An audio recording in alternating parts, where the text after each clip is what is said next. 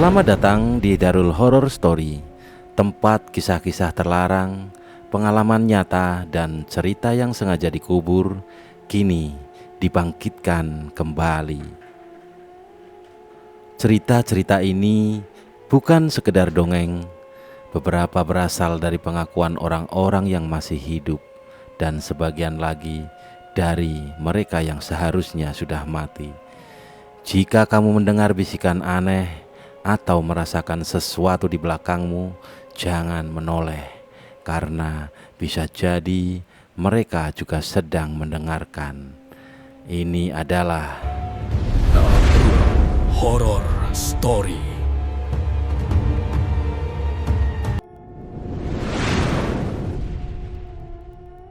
Perawan abadi di rumah bordil.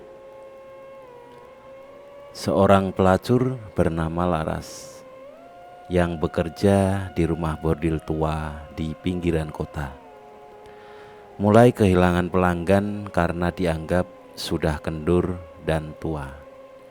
Tak rela kehilangan pekerjaan dan pengaruhnya, ia diam-diam datang ke seorang dukun perempuan yang dikenal dengan sebutan Mbah Lemah. Dukun itu menawarkan pesugihan kecantikan dan keperawanan abadi, tapi dengan syarat Laras harus mengambil keperawanan pria perjaka dan memotong alat vital mereka setelah berhubungan untuk dikubur di bawah ranjangnya. Laras pun menjadi pelacur paling laris dan muda kembali. Tubuhnya kencang dan wangi seperti gadis umur 17 tahun. Tapi setiap malam dia diganggu arwah para korban yang haus balas dendam. Rumah bordil pun mulai dipenuhi bau anyir dan suara-suara jeritan dari kamar Laras.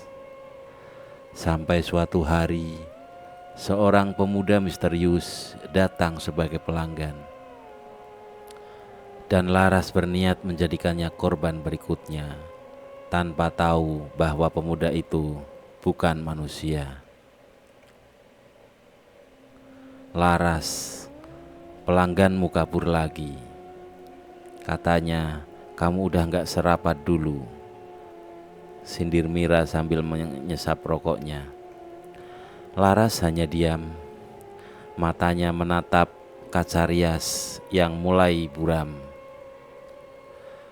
Di balik riasan tebal, ia tahu dirinya sudah tidak semuda dulu. Kulitnya mulai kendur, aroma tubuhnya tidak lagi harum seperti dulu.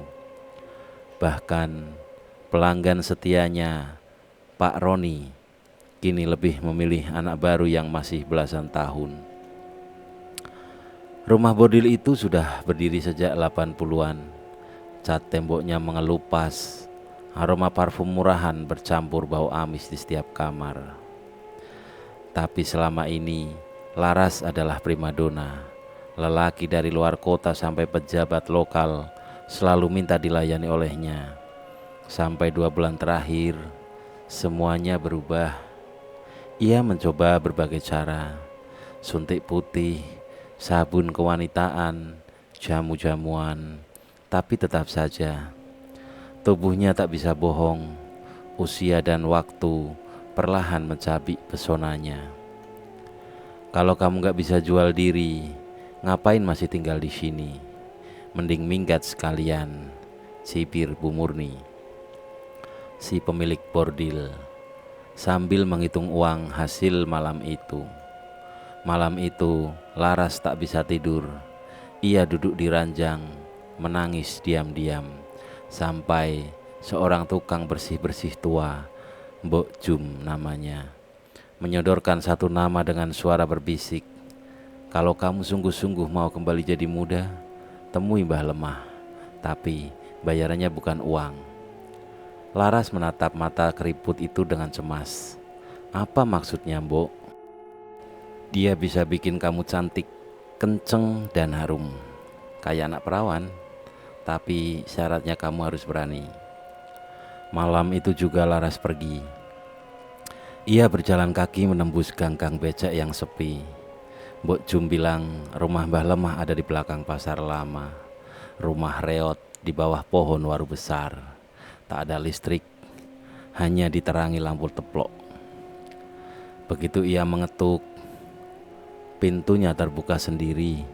Bau dupa langsung menusuk hidung. Di dalam, seorang nenek bongkok duduk bersila. Rambutnya panjang menjuntai sampai lantai. Kulitnya seperti mayat. "Kamu ingin kembali jadi perawan ya?" Suara Mbah Lemah serak tapi tajam. Laras mengangguk pelan. "Aku gak mau dibuang. Aku harus tetap laku."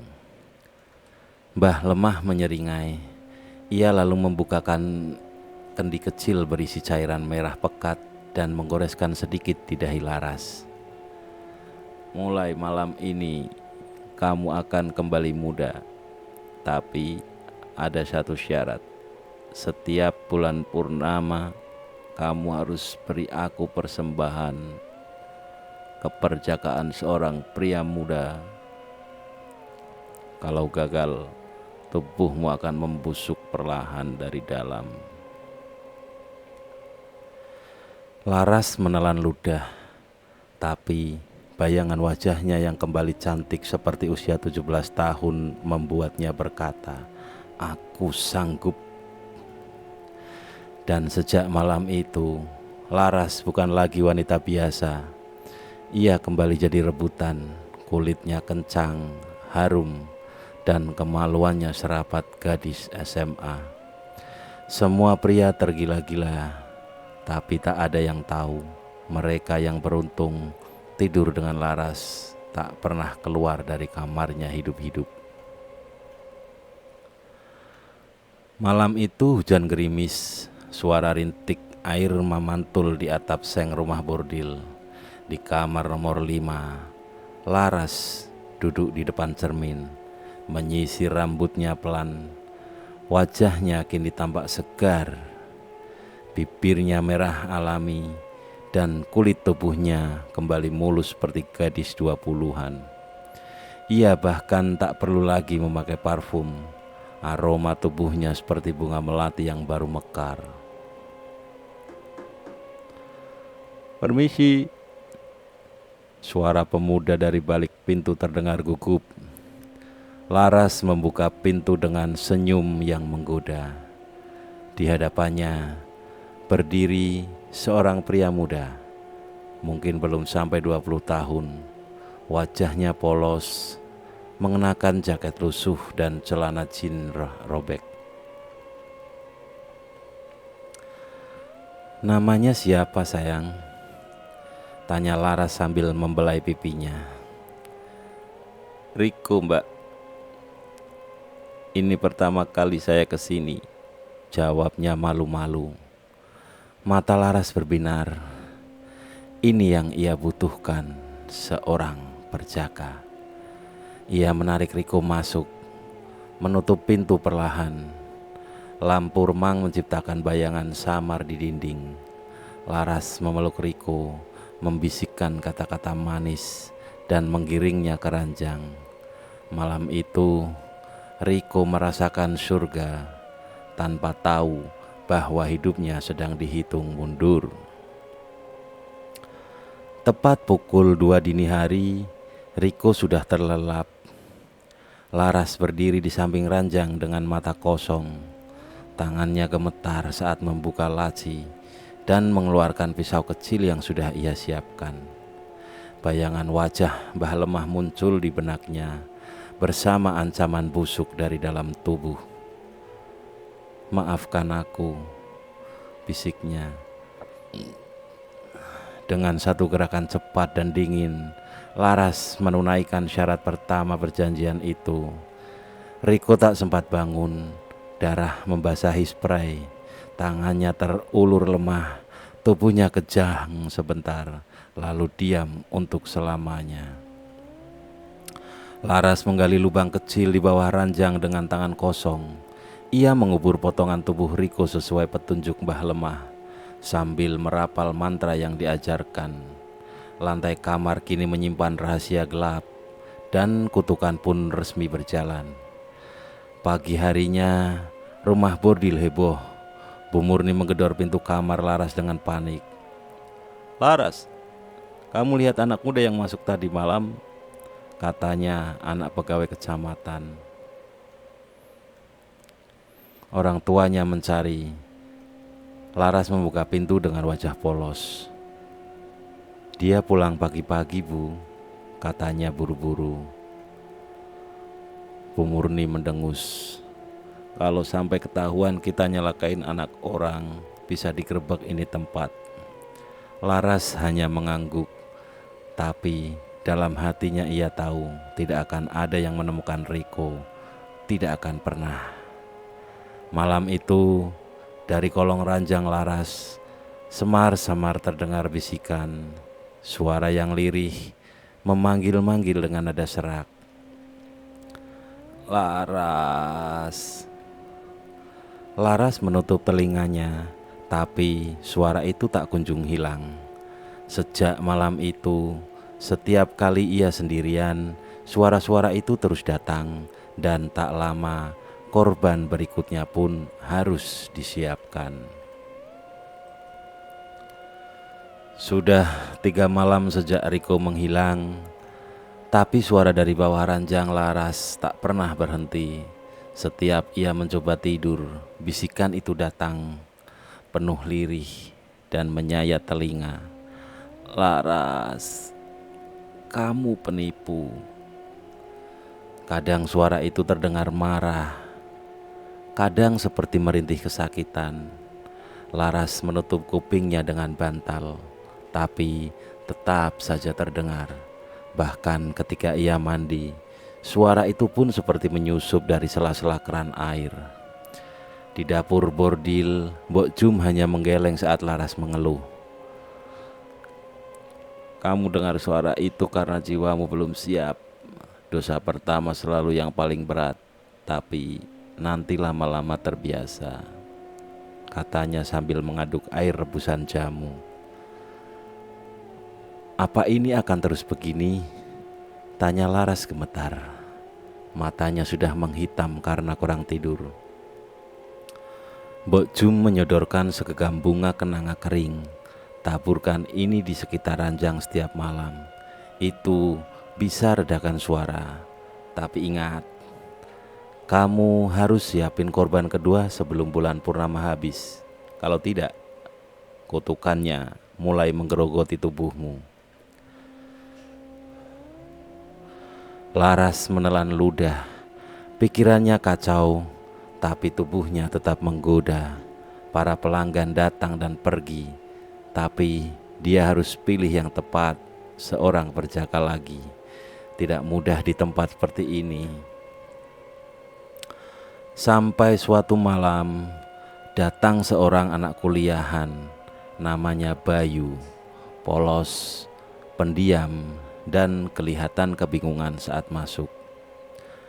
"Mbak, saya diajak teman, nggak pernah ke tempat begini.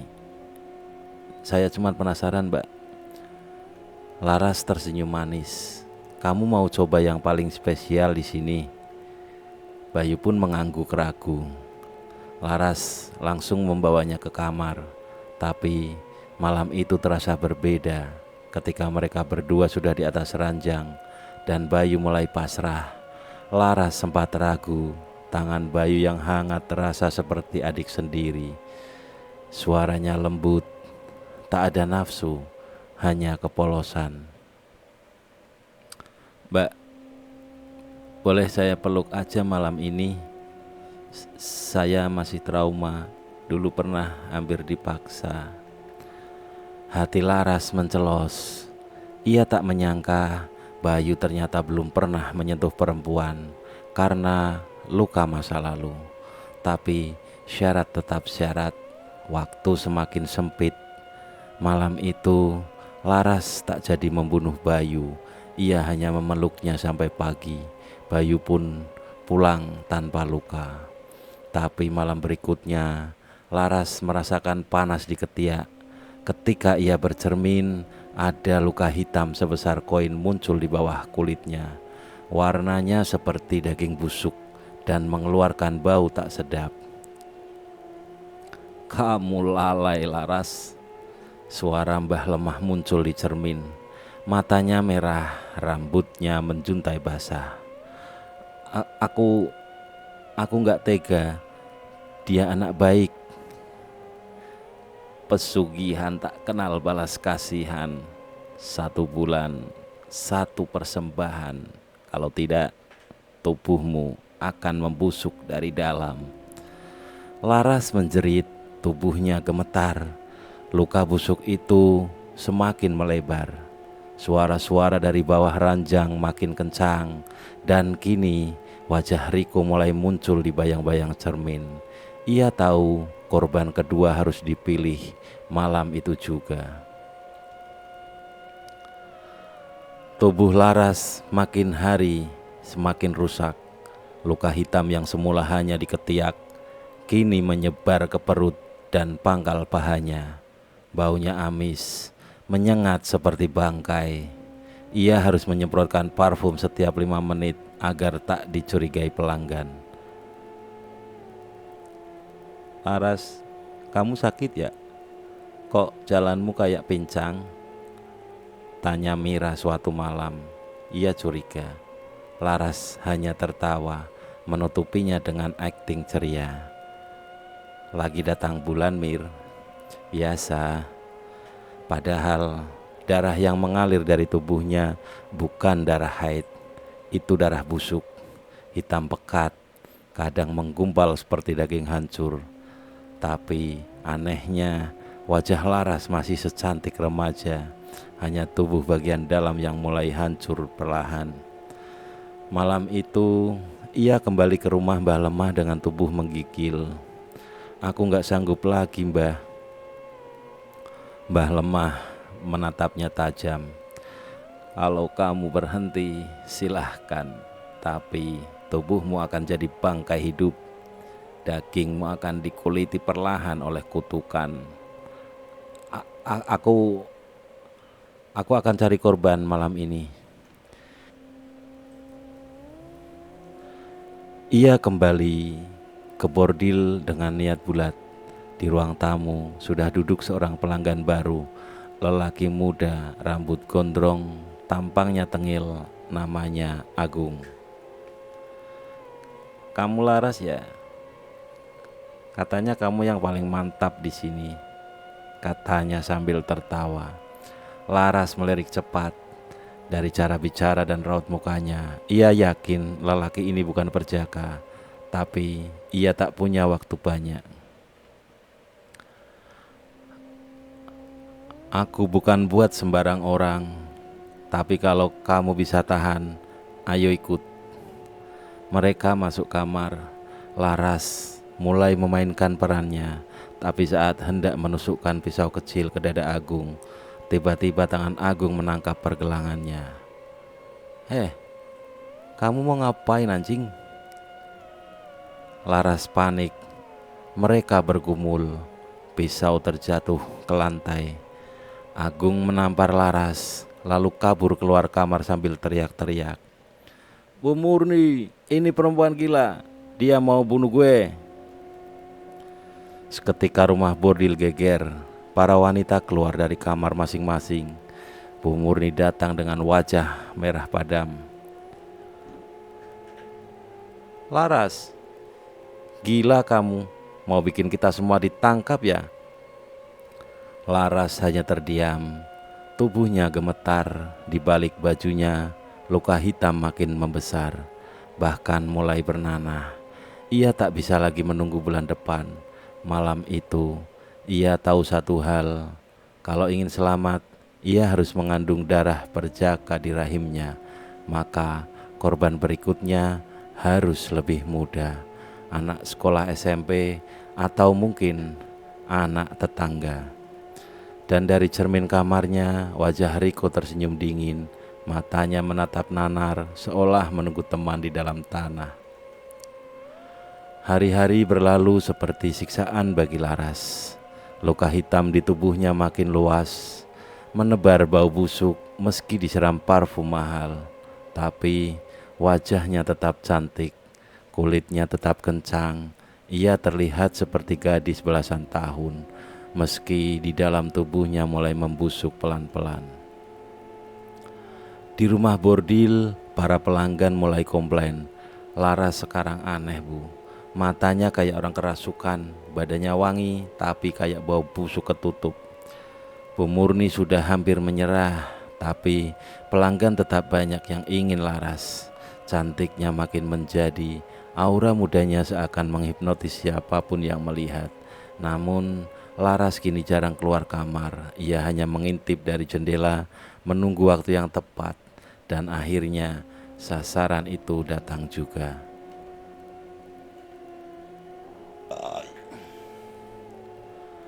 Namanya Rio, anak tetangga yang sering dimarahi ibunya karena suka bolos sekolah.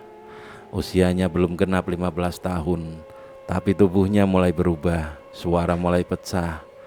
Laras sering melihatnya bermain layang-layang di depan rumah, bertelanjang dada. Suatu siang, saat Rio bermain bola sendiri, Laras memanggilnya. "Rio, sini, Mbak buatin es jeruk." Anak itu tersenyum malu. Laras sudah seperti kakaknya sendiri. Ia sering diberi uang jajan oleh Laras, bahkan pernah dipinjami ponsel saat ingin main game. Tapi hari itu niat Laras sudah berbeda. Rio masuk ke dalam rumah.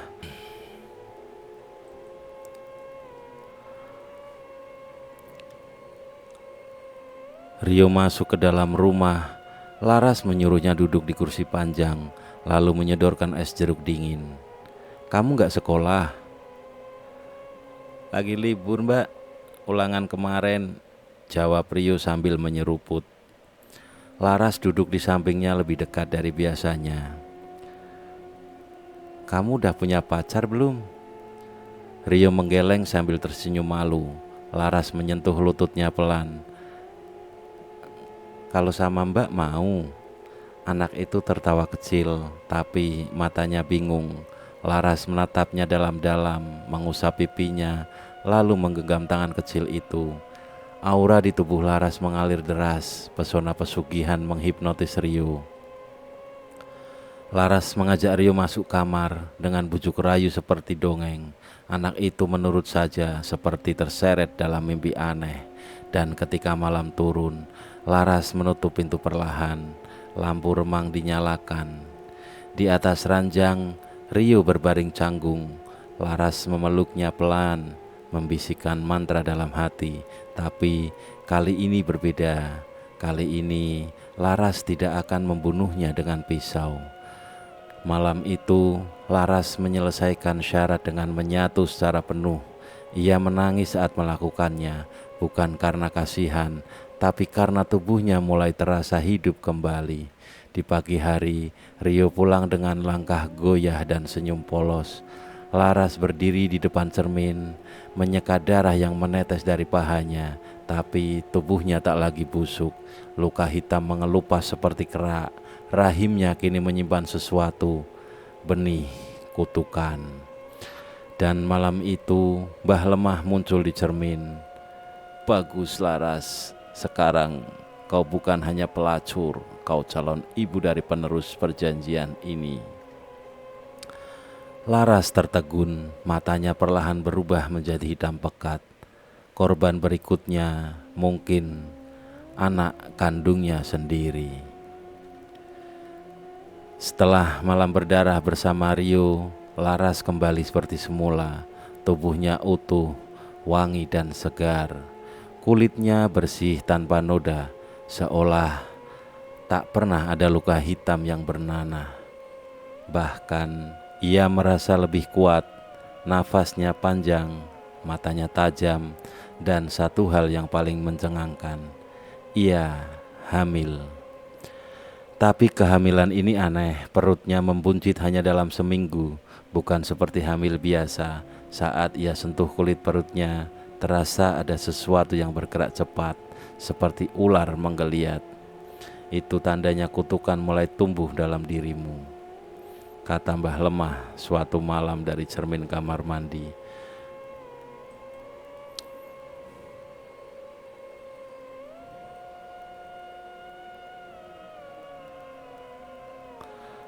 3 tanda akan muncul sebelum anak itu lahir, dan kau harus siap, karena tiap tanda menuntut darah.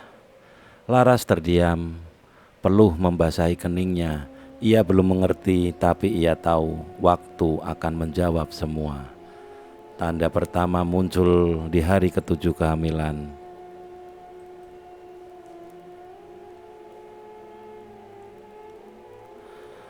Seekor kucing hitam masuk ke rumah bordil dan tak mau pergi. Ia selalu duduk di depan kamar Laras, matanya merah, bulunya berdiri, dan setiap malam ia mengeong keras tepat pukul 3 dini hari. "Buang kucing itu, bikin merinding," teriak Bu Murni. Tapi setiap kali dibuang, kucing itu kembali sendiri, bahkan pernah muncul di atas lemari Laras tanpa ada yang tahu caranya. Tanda kedua datang 2 hari kemudian.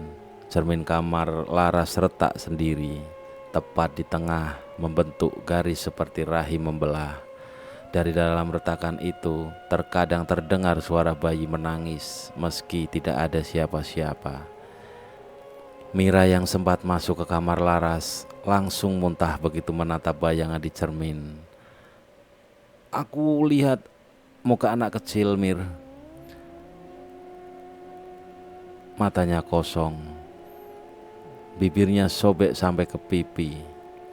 Laras hanya tertawa hambar. Ia mulai terbiasa dengan kegilaan ini. Bahkan malam itu ia tidur dengan kepala menghadap ke retakan cermin. Suara tangisan bayi menjadi lagu Nina Bubu baginya. Tanda ketiga datang di hari ke-14. Darah menggumpal dari putingnya.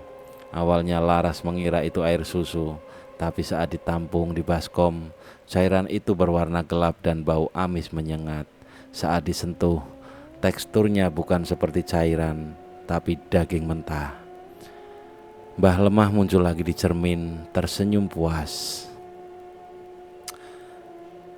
"3 tanda sudah lengkap, kau siap menjadi wadah.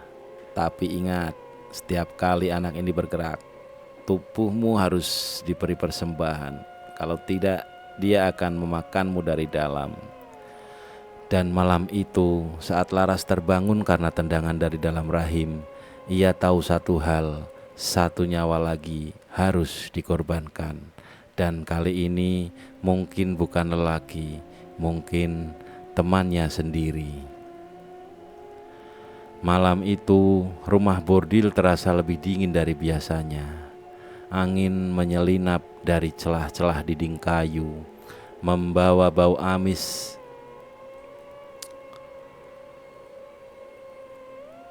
seperti darah basi.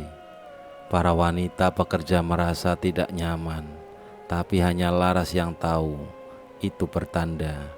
Perutnya makin besar, di balik daster longgar yang dipakainya, benjolan itu terlihat bergerak-gerak sendiri, seperti ada makhluk hidup sedang menari di dalamnya.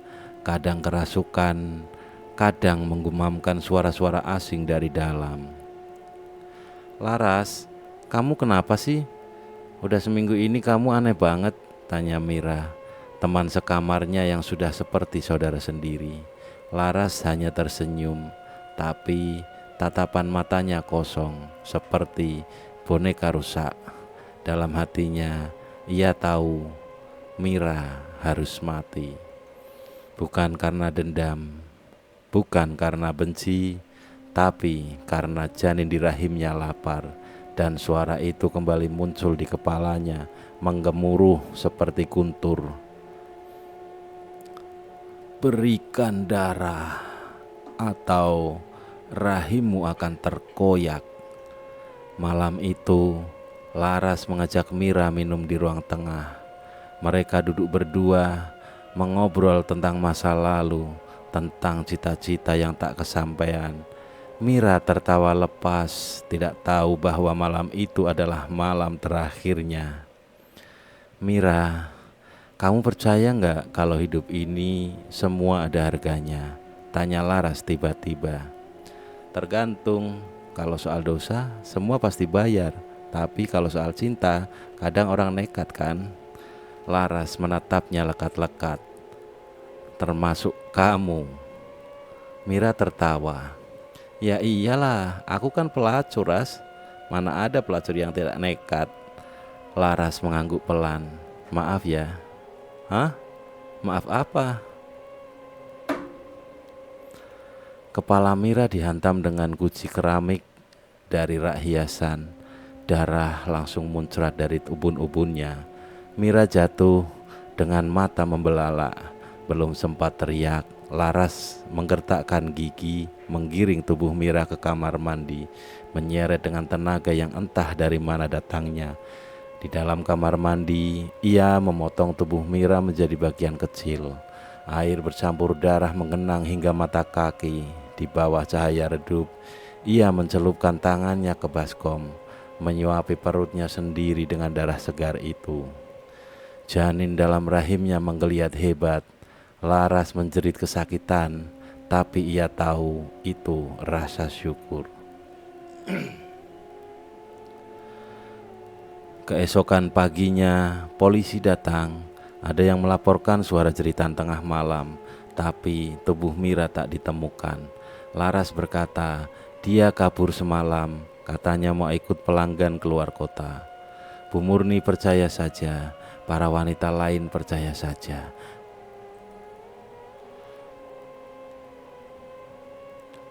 Hanya kucing hitam yang tetap duduk di depan pintu kamar Laras.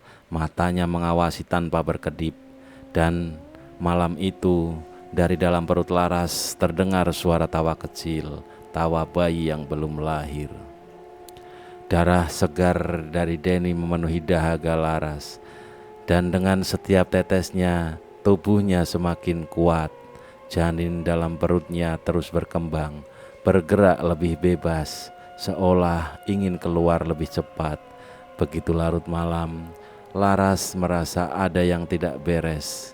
Sebuah sensasi tak nyaman yang merayap di dalam dirinya. Sebuah kesadaran baru yang muncul dari luar rumah bordil. Suara kucing hitam itu terdengar lagi. 3 kali mengeong di luar jendela Laras, seperti memberi peringatan. Ini belum selesai, gumam Laras pada dirinya sendiri. Sementara itu, seluruh tubuhnya terasa semakin menggeliat dengan kekuatan yang tak pernah ia rasakan sebelumnya. Setiap gerakan janin di dalam perutnya terasa lebih kuat. Ia bisa merasakannya. Makhluk itu berjuang untuk keluar lebih cepat, lebih kuat, seperti sebuah entitas yang tidak sabar untuk dilahirkan. Mbah Lemah muncul di hadapannya, wajahnya penuh harap. Gambarannya kabur di cermin, namun suaranya begitu jelas, melantunkan kata-kata yang terdengar seperti peringatan dan dorongan sekaligus. Semua kutukan punya akhirnya, Laras, katanya dengan suara serak, dan setiap akhir membutuhkan satu korban terakhir. Selain itu, semuanya akan selesai.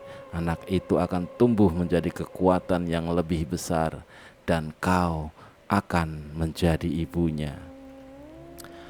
Laras menatap bayangan kakek tua itu dalam cermin. Matanya penuh tekad, namun ada keraguan yang mulai tumbuh di dalam dirinya. Rasa takut mulai merayap meski ia berusaha mengabaikannya. Aku tak peduli lagi, Mbah, jawabnya dengan suara penuh kebencian. Aku akan melakukannya. Aku akan melahirkan anak ini. Mbah Lemah tersenyum lebar. Namun senyum itu terlihat seperti senyum kematian. Tapi ingat, Laras, katanya, tak ada yang bebas dari harga kutukan. Kekuatan yang kau cari ini akan membuatmu kehilangan segalanya, termasuk dirimu sendiri. Dengan rasa percaya diri yang lebih besar dari sebelumnya, Laras menyiapkan diri untuk langkah terakhirnya. Kutukan ini memang membawa kekuatan, tapi juga membawa pemburuan. Rasa haus darah semakin tak terbendung, dan saat Denny terbunuh, Laras tahu bahwa hanya ada satu jalan yang bisa membawa kebebasan, melahirkan anak ini. Malam berikutnya, Ketika ia mengelus perutnya yang membesar, suara dari dalam rahimnya lebih keras. Ia bisa mendengar bisikan,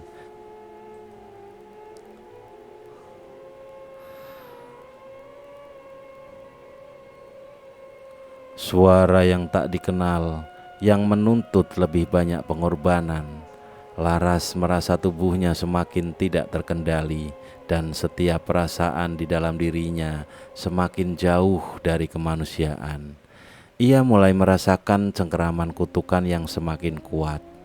Di luar rumah bordil, kucing hitam itu kembali mendekat. Daging tubuh Laras terasa menggeliat dan ia merasa bahwa anak dalam kandungnya bukan hanya janin biasa. Setiap gerakan anak itu semakin kuat, semakin menuntut untuk keluar. "Lahirkan aku," suara itu berbisik dalam pikirannya. "Lakukan ini dan dunia akan menjadi milikmu." Laras tahu bahwa dunia yang dijanjikan adalah dunia yang penuh darah, dunia yang tak lagi mengenal kemanusiaan.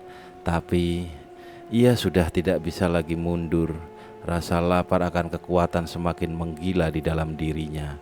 Seluruh tubuhnya terasa seperti dipenuhi api yang tidak bisa dipadamkan.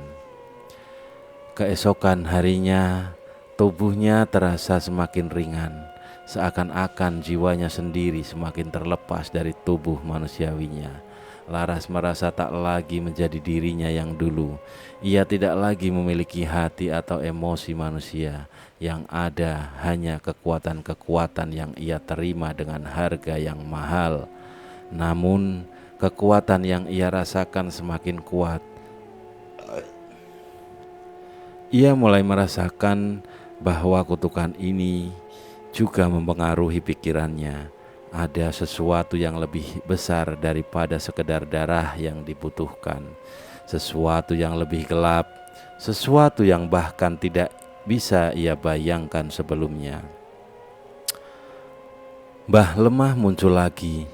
Kali ini di dalam bayangan cermin, wajahnya semakin kabur. Namun senyumannya semakin lebar, seakan mengetahui bahwa Laras sudah begitu dekat dengan titik tak kembali. "Kau telah melangkah lebih jauh, Laras," katanya. Suaranya menggema. "Hanya satu yang bisa mengakhiri ini. Kekuatanmu tak terbatas. Tapi ingat, ada harga yang lebih besar yang harus kau bayar. Setiap tetes darah yang kau tumpahkan akan menuntut lebih banyak lagi. Kau akan kehilangan segala hal yang kau cintai." Laras hanya tertawa kecil. Ia tahu harga yang dimaksud Mbah Lemah, tapi dia tak peduli. Ia tak peduli lagi pada apa yang harus dikorbankan. Kutukan ini kini adalah hidupnya, dan setiap darah yang ditumpahkan semakin mendekatkan Laras pada tujuan akhirnya menjadi ibu dari iblis. Namun ada satu hal yang ia lupakan. Kutukan yang dimulai dengan darah akan selesai dengan lebih banyak darah. Hari itu datang dengan hujan deras.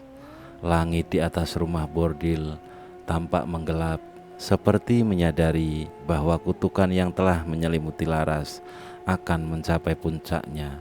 Seluruh tubuh Laras terasa nyeri. Perutnya yang besar seperti menahan sesuatu yang luar biasa. Sebuah makhluk yang sudah tidak sabar untuk keluar ke dunia.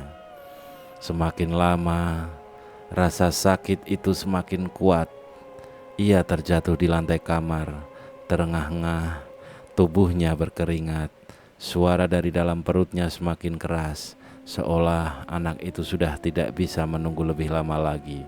Laras merasakan setiap gerakan, setiap tarikan yang semakin kuat.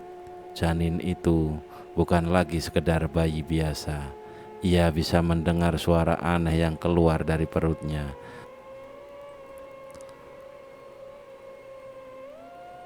Suara yang mengerikan seperti bisikan iblis yang menggema. "Keluar, keluar, aku tak sabar lagi." Suara itu berbisik dalam pikirannya. Itu bukan hanya suara anaknya, itu suara sesuatu yang lebih gelap, lebih jahat. Laras menggigit bibirnya, menahan rasa sakit yang luar biasa. Dia tahu ini adalah saat yang paling menentukan. Akan ada dua pilihan, melahirkan dan membiarkan anak iblis itu terlahir ke dunia, atau mengakhiri kutukan ini dengan cara yang sangat berbahaya. Di luar, hujan semakin deras. Kucing hitam yang selalu mengawasi rumah bordil kini berdiri di luar jendela kamar Laras. Matanya berkilau merah, matanya menatap dengan tajam, seakan-akan ia tahu bahwa sesuatu yang besar akan terjadi malam ini. Tiba-tiba Laras merasakan perutnya seperti meledak. Rasa sakit yang begitu hebat membuatnya menjerit. Sesuatu yang besar dan gelap mulai keluar dari rahimnya. Itu bukan bayi, bukan manusia. Itu adalah makhluk iblis. Bayi yang terlahir dari tubuh Laras bukanlah seorang anak manusia. Tubuhnya gelap, kulitnya terbakar, dan matanya berkilau merah seperti darah. Ia menangis dengan suara yang mengerikan, suara yang membuat setiap orang yang mendengarnya merasa ngeri. Di atas meja tempat Laras berbaring, ada darah yang menggenang. Dunia terasa berhenti sejenak.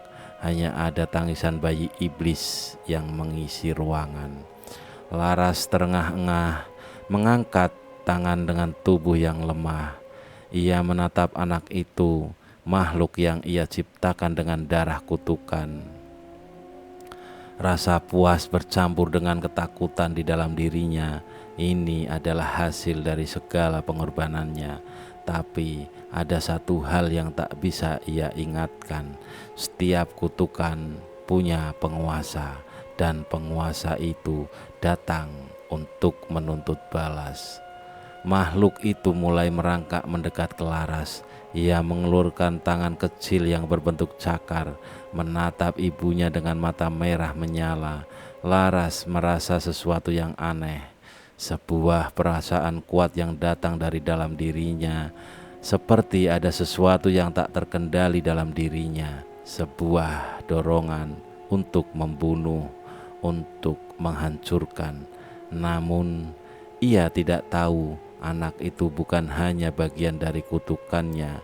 Itu adalah penguasa yang akan menggantikan dirinya, sesuatu yang lebih kuat dari apapun yang pernah ia bayangkan. Dan saat anak itu merangkak mendekat, Laras menyadari ia adalah bagian dari kutukan yang tak akan pernah selesai. Di atas meja tempat Laras terbaring lemah, darahnya masih menggenang. Hujan di luar semakin deras, seakan langit pun turut meratap. Laras merasa tubuhnya semakin rapuh. Setiap napas yang ia ambil terasa semakin berat. Matanya menatap anak iblis yang kini merangkak mendekat dengan tatapan mengerikan.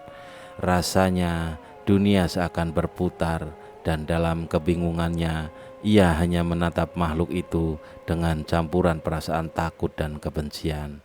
Makhluk itu, bayi yang ia lahirkan dengan darah dan pengorbanan, kini bukan lagi sosok yang bisa dikendalikan. Mata merahnya menyala dan tatapannya penuh dengan kebencian. Laras bisa merasakan sesuatu yang lebih besar dari kutukan ini, sesuatu yang tidak bisa ia pahami sepenuhnya, seperti ada tangan tak terlihat yang menariknya lebih dalam ke dalam dunia kegelapan. Laras merasa seakan ada kekuatan yang mengalir melalui tubuhnya, tetapi itu bukanlah sesuatu yang memberinya kekuatan. Itu adalah penguasa dari kutukan ini, makhluk yang telah ia lahirkan, yang kini berusaha untuk menggantikannya.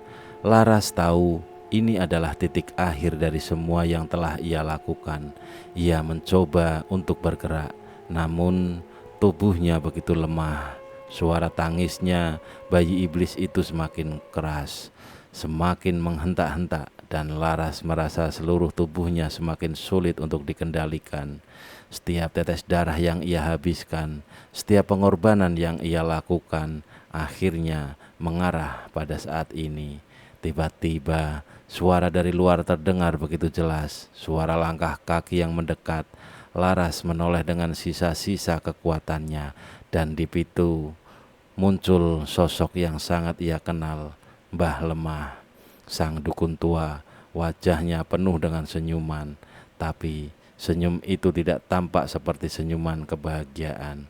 Itu adalah senyuman yang penuh dengan kepuasan, yang bahkan mengerikan di mata Laras. "Sudah saatnya," kata Mbah Lemah dengan suara yang dalam dan menggema. "Kutukanmu telah selesai, Laras. Tapi ingat, tak ada yang bisa lari dari takdirnya. Bahkan kamu pun yang telah memilih jalan ini harus membayar dengan segenap jiwa." Laras mencoba untuk berbicara, tetapi tubuhnya semakin sulit untuk digerakkan. Anak iblis itu merangkak mendekat, dan matanya merah semakin menyala. Ia merasa seperti ada yang memanggilnya, sebuah suara yang berasal dari kegelapan, dari dunia yang lebih jauh dan lebih dalam daripada yang bisa ia pahami. Makhluk itu mengangkat tangan kecilnya seperti cakar, meraih Laras, dan tiba-tiba semua rasa sakit yang ia rasakan sebelumnya berakhir.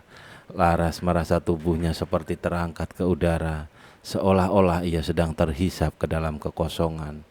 Dan kemudian di tengah kegelapan yang semakin dalam, ia merasakan kehampaan yang luar biasa. Makhluk itu, bayi iblis yang ia lahirkan, kini berdiri di atas tubuhnya yang tak bergerak. Laras tahu bahwa dia telah menjadi bagian dari sesuatu yang lebih besar, lebih gelap, dan lebih kuat dari apapun yang bisa ia bayangkan. Dia tak lagi hidup, tetapi juga tak sepenuhnya mati. Ia kini menjadi bagian dari kutukan yang tak berakhir, sebuah lingkaran yang terperangkap dalam kegelapan selamanya.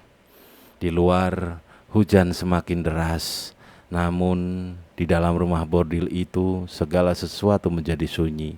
Hanya ada bayangan anak iblis yang berdiri dengan mata merah menyala, menatap kosong ke arah tempat Laras tergeletak. Dan dunia pun melanjutkan perjalanannya. Tak ada yang tahu, tak ada yang menyadari kutukan yang telah dimulai dengan darah kini tak akan pernah berakhir.